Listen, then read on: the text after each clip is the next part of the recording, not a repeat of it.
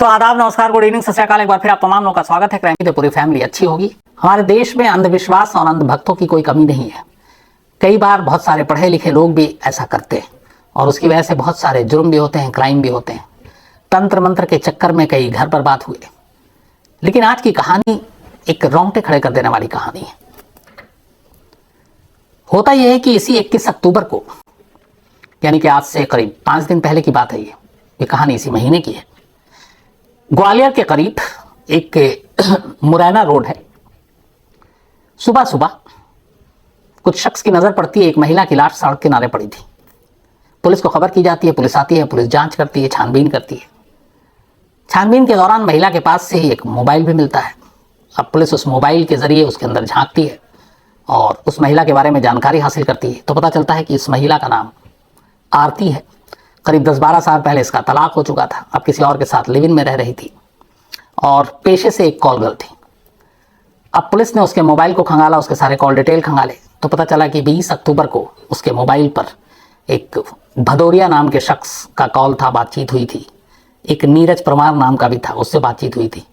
इसके बाद पुलिस ने इन लोगों से पूछताछ की, फिर लोकेशन देखा तो पता चला कि इस आरती का भी लोकेशन और इन लोगों का लोकेशन एक जगह है। इसके बाद पुलिस ने उन दोनों को उठाया, उनसे सख्ती से पूछताछ की। सख्ती से जब पूछताछ की तो एक कहानी सामने आई। कहानी 18 साल पुरानी थी। 18 साल पहले बेटू भदौरिया, ये एक नौजवान है जिसकी शादी हुई थी ममता नाम की एक लड़की से।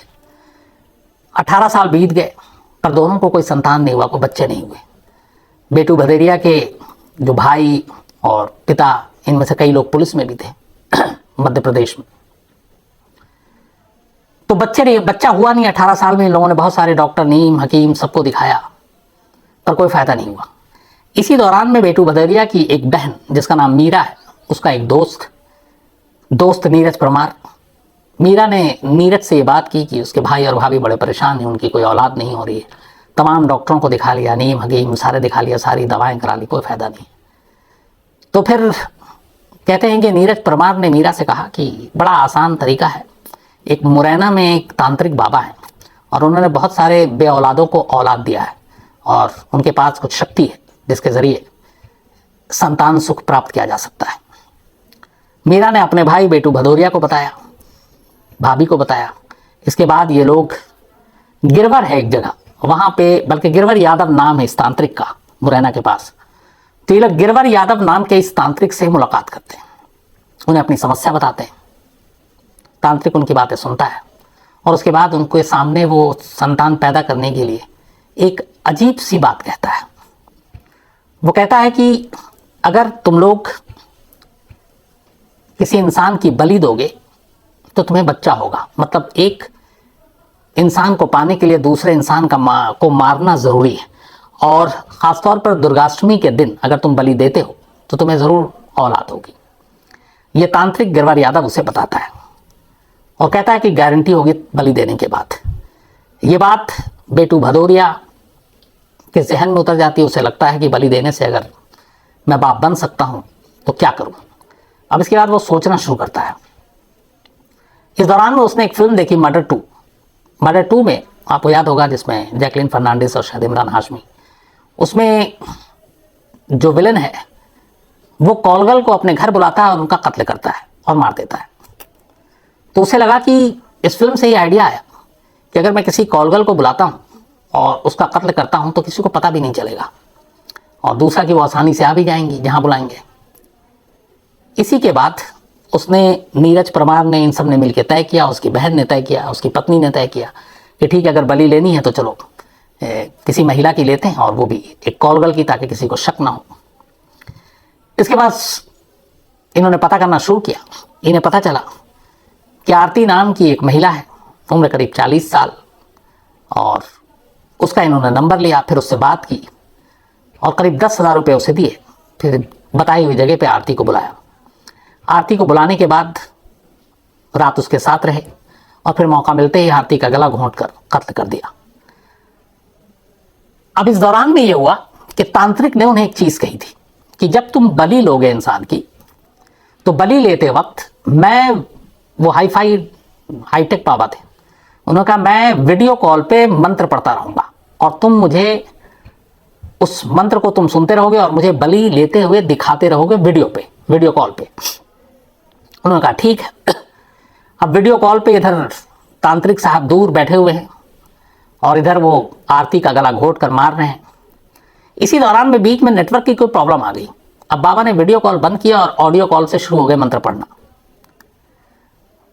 अब मंत्र पढ़ते पढ़ते उन्हें लगा कि ये चीज़ें अधूरी रह गई हैं और वीडियो कॉल हो नहीं रहा है, वो बलि देख नहीं रहे।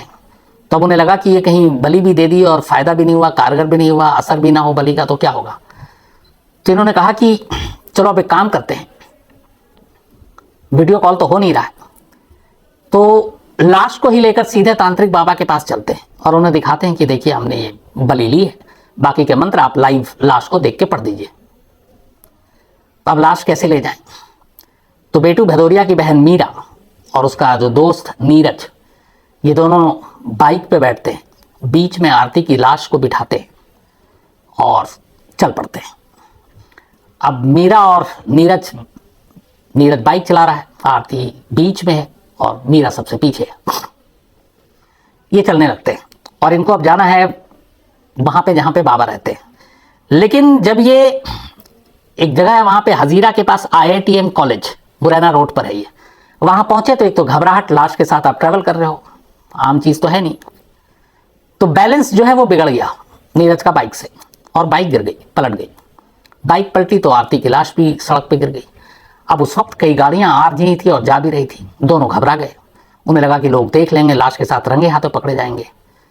डर के मारे उन्होंने लाश सड़क किनारे ही छोड़ दी और बाइक पे दोनों भाग गए वापस, और वो लाश वहीं पड़ी रही सड़क किनारे रात भर। सुबह किसी राहगीर की नज़र पड़ी और उसके बाद उन्होंने पुलिस को खबर दी। तो ये एक संतान की चाहत में बलि लेने की एक कोशिश की गई, लेकिन वीडियो कॉल अधूरी रह गई, इसलिए लाश को तांत्रिक के पास ले जा रहे थे, रास्ते में लाश गिर गई और अगले दिन लाश पुलिस तक पहुंची। पुलिस ने मोबाइल के जरिए सारी कहानी समझ ली और फिर इन लोगों के बयान लिए और इसके बाद इन्होंने भी एक्सेप्ट कर लिया। और इस जुर्म में अब बेटू भदौरिया, उसकी पत्नी ममता, मीरा और उसके दोस्त नीरज, इन चारों को गिरफ्तार कर लिया। इन चारों की गिरफ्तारी के बाद पुलिस अब उस कल्प्रिट के पास पहुंचती है जिसने बलि का आइडिया दिया, यानी कि तांत्रिक गिरवर यादव। अब पुलिस गिरवर यादव के पास पहुंचती है, गिरवर यादव को जाकर गिरफ्तार करती है, उससे पूछताछ करती है, क्योंकि चारों ऑलरेडी पहले ही मान चुके थे। तो गिरवर यादव के पास भी कोई अब ऑप्शन था नहीं, वो भी मानता है कि हाँ उसी ने कहा था, ये आइडिया दिया था। अब पुलिस गिरवर यादव के मोबाइल को अपने कब्जे में लेती है। जब मोबाइल कब्जे में लेती है तो देखती है कि गिरवर यादव के मोबाइल में 2 सिम है। एक सिम तो गिरवर यादव के ही नाम पर है, लेकिन दूसरा सिम एक नीरू नाम की महिला के नाम पर रजिस्टर्ड है। अब पुलिस को थोड़ा सा डाउट हुआ। तो पहला तो डाउट ये था कि बाबा ने यहाँ संतान के लिए बलि की बात कही है, तो ये बाबा का पहला केस तो होगा नहीं, हो सकता और भी लोगों को इसी तरह गुमराह किया, और भी लोगों से ऐसी बलि ली। पुलिस इस बारे में भी पूछताछ और छानबीन कर रही थी। इस दौरान मोबाइल से 2 सिम जब मिला तो पुलिस का माथा ठनका। उसने कहा एक सिम तो समझ में आता है बाबा गिरवर यादव के नाम पर है, दूसरा किसी नीरू के नाम पर है। पता किया तो नीरू तांत्रिक के आस पड़ोस में या परिवार में किसी का नाम नहीं। अब उस नंबर के जरिए पुलिस ने जो रजिस्टर्ड हुआ था उसके पता को ढूंढना शुरू किया। जब पता ढूंढना शुरू किया तो पता चला कि नीरू भी उसी ग्वालियर के पास वहीं रहने वाली है। एक पुलिस की टीम वहाँ गई उस मोबाइल के रजिस्टर्ड पता पर, तो पता चला कि नीरू जो है वो तो 13 अक्टूबर से गायब है और उसका कोई आता पता नहीं। अब पुलिस फिर परेशान, दूसरी चीज़ और पता चला कि नीरू भी एक कॉलगर्ल है और वो गायब है। इधर आरती एक दूसरी कॉलगर्ल जिसका कत्ल हुआ, जिसके इल्ज़ाम में पकड़े गए। अब पुलिस को लगा कि कहीं मामला गड़बड़ है। इसके बाद पुलिस ने फिर सख्ती से पूछताछ की तांत्रिक से और इन चारों से। जब दोबारा सख्ती से पूछताछ हुई और उन्होंने बताया कि हमने नीरू के बारे में पता कर लिया है, तो अब दूसरी बार दूसरी कहानी सुनाते हैं। कहानी ये थी कि जब ये लोग तांत्रिक से मिले और उसने कहा कि तुम्हें 18 साल से संतान नहीं हुआ तो तुम इंसान की बलि दोगे, और उस बलि का जैसे मैंने आपको बताया बाबा को ये भी था कि उसके सामने कत्ल हुआ तो वो फंस ना जाए, तो उसने कहा कि बलि कहीं दूर देना, लेकिन तुम जहाँ भी दोगे मुझे वीडियो कॉल करना, मैं वीडियो कॉल पे लाइव बलि लेते हुए देखूंगा और मैं मंत्रोच्चार पढ़ता रहूंगा और उसी मंत्रोच्चार के बीच में उसकी जान लेनी है। इन लोगों ने सबसे पहले 13 अक्टूबर को नीरू नाम की एक कॉलगर्ल को हायर किया और उसे अपने साथ ले गए। साथ ले जाने के बाद अब यह हुआ कि ये लोग उसके साथ उन्होंने शराब भी पी।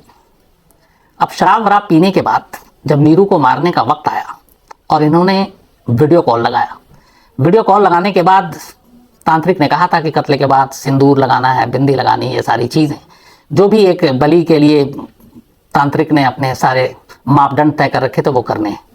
इसी दौरान में वीडियो कॉलिंग के दौरान बाबा ने तांत्रिक ने, गिरगर यादव ने देखा कि वहाँ शराब की बोतल रखी हुई है। उसने पूछा भदौरिया से, ये शराब की बोतल है क्या? शराब नीरू ने भी पी है जिसकी तुमने अभी जान ली, मतलब बलि ली? बोला हाँ। तो उसने कहा नहीं, ये बलि खंडित हो गई। शराब पीने के बाद बलि जो है वो मान्य नहीं है। और अब यहाँ देखिए, जान लेना मान्य है, लेकिन शराब पीकर उसने, तांत्रिक ने कहा कि अब ये बलि बेकार गई क्योंकि इसको शराब नहीं पीनी चाहिए थी और तुम्हें नहीं पिलानी चाहिए थी। अब तुमने इसको शराब पिला दी तो ये इस बलि का कोई फायदा नहीं, अब तुम दूसरी बलि का इंतजाम करो। तो इस तरह से एक पहली नीरू नाम की एक कॉल गर्ल को इन्होंने हायर किया, उसकी जान ली, लेकिन शराब पीने की वजह से तांत्रिक ने उसे ठुकरा दिया बलि मानने से।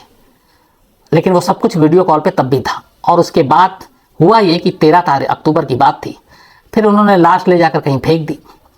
अच्छा, इन्होंने चुना ऐसा था कि जो भी ऐसी महिला को वो लाएं उसके आगे पीछे कोई ना हो। तो नीरू का भी कोई परिवार वाला था नहीं, वो अपना यहाँ कहीं किसी गांव से यहाँ पहुंची थी और इस धंधे में थी।